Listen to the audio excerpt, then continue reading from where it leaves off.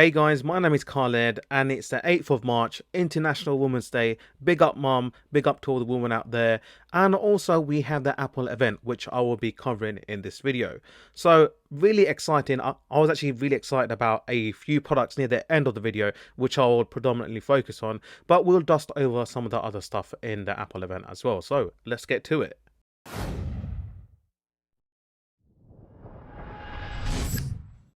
Starting off the Apple event, we had coverage on the Apple TV Plus. So Apple original films will include stars such as Henry Cavill, Denzel Washington, Samuel L. Jackson, mother, okay, I won't say it, and Dua Lipa. Now she is a fantastic British singer, okay, so I'd like to see how she does in a film role. Probably she's probably got the talent because she is a beast of a singer. And for those of you who live in the USA, Friday Night Baseball, okay, 2 exclusive games that you can only watch on your Apple TV Plus subscription. So fantastic news for those who are into baseball. And also fantastic 2 new gorgeous colors on their iPhone 13 lineup. So iPhone 13 and Pro lineup. I believe one of them is normal green and alpine green. And the color also matches the aluminum. When did I turn American? Aluminium sides, and it just looks beautiful. I really like the music. It had an Asian African twist to it. I started to do a little jiggy get up, but then I realized my dance moves are equivalent to a slug, so I stopped. The new iPhone SE will house the same silicon chip found on your iPhone 13. So just going over a few of the specs, is an A15 bionic chip. It has a 6-core CPU and a 4-core GPU.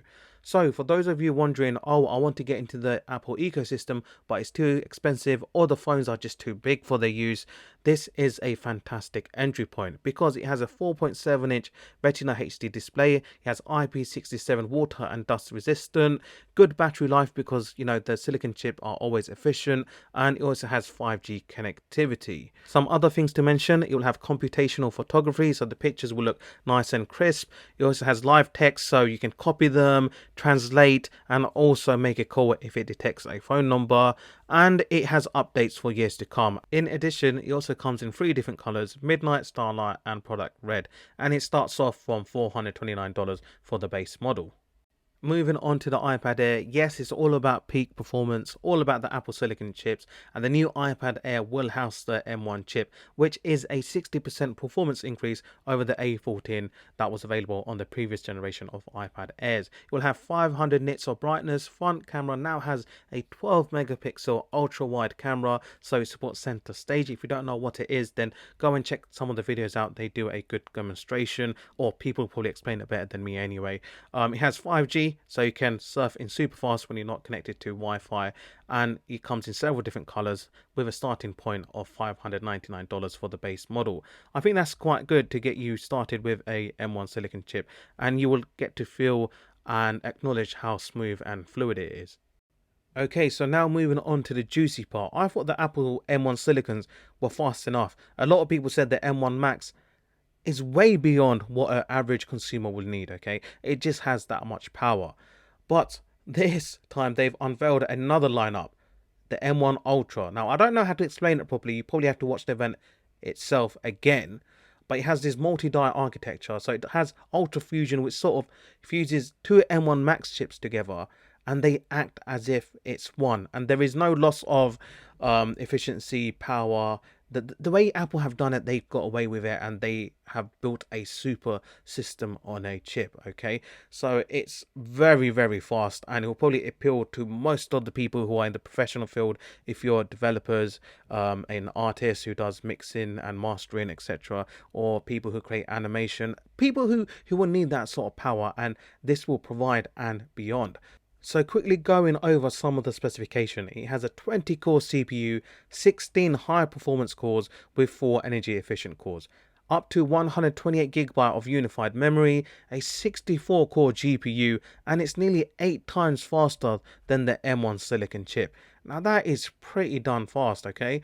Now the chip will be available on the Mac Studio. The Mac Studio will have a configuration with the M1 Max and M1 Ultra.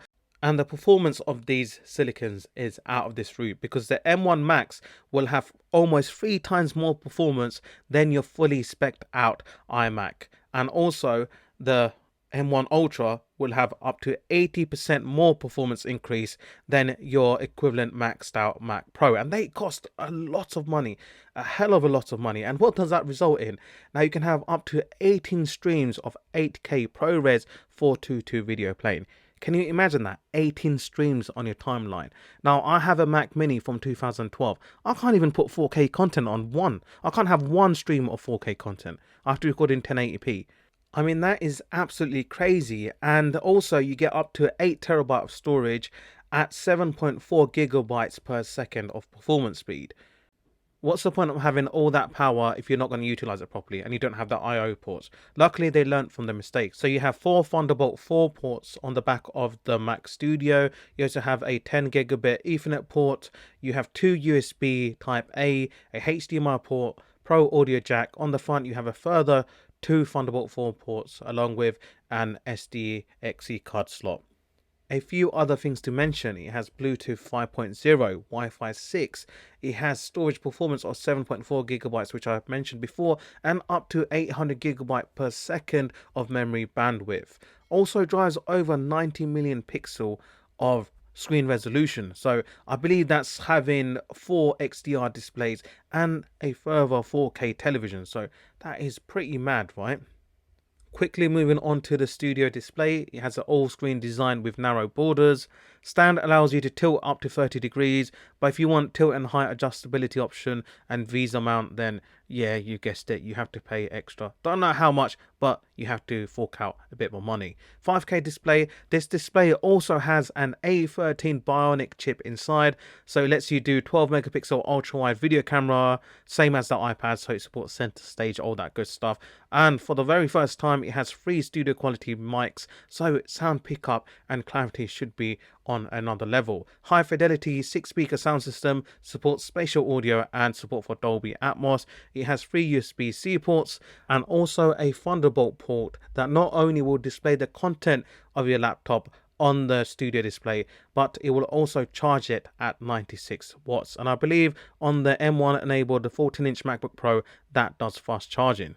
Alright guys, so finishing off with the pricing, you can get the Mac Studio M1 Max version, which is the base model, for just under $2,000, the base model of the M1 Ultra for just under $4,000, and the Studio Display under $1,600. All will be available from the 18th March 2022. Alright guys, so we just come to the end of the video. Let me know in the comment section below what you thought of the event. I thought there would be more augmented reality or virtual reality involved, as the word peak is spelled with P-E-E-K instead of P-E-A-K, which suggests peak performance, high performance, etc. But yeah, I quite like the Mac Studio and the Mac Studio display. I thought they looked fantastic, and the Mac Studio pretty much looks like a Mac Mini that's had a few too many cheeseburgers, right? Thumbs up in the comment section below if you do agree with me. Anyways guys, it's been a pleasure. Stay safe. I'll see you in the next one. Take care. Peace.